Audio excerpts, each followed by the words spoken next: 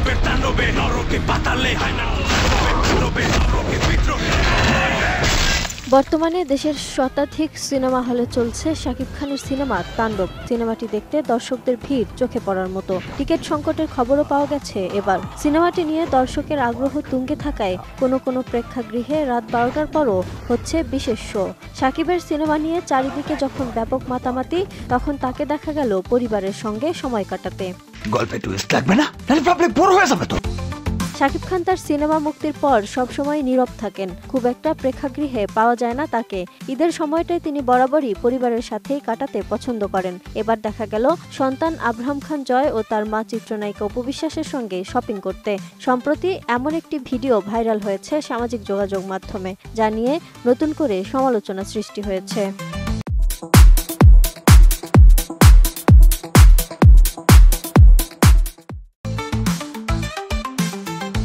ভিডিওতে দেখা গেছে শাকিব খান, তার সন্তান আব্রাহাম খান জয় ও অপু বিশ্বাস একই রকমের মাস্ক পরে গাড়িতে উঠছেন।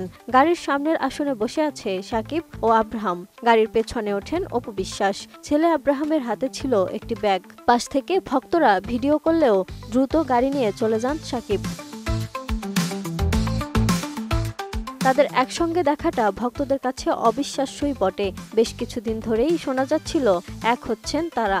এমন গুঞ্জনের মধ্যেই ভিডিওটিতে তাদের একসঙ্গে দেখার ঘটনা চলমান গুঞ্জনকে নতুন করে উস্কে দিল। ভক্তদের কৌতূহল তৈরি হওয়া ভিডিওটি নিয়ে জানা যায়, ঢাকার একটি শপিং মলে ছেলের জন্য কেনাকাটা করতে যান শাকিব খান।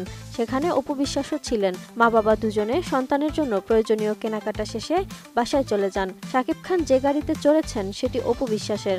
এমনটাই জানা গেছে শাকিব অপু দুজনেরই ঘনিষ্ঠ একটি সূত্র থেকে।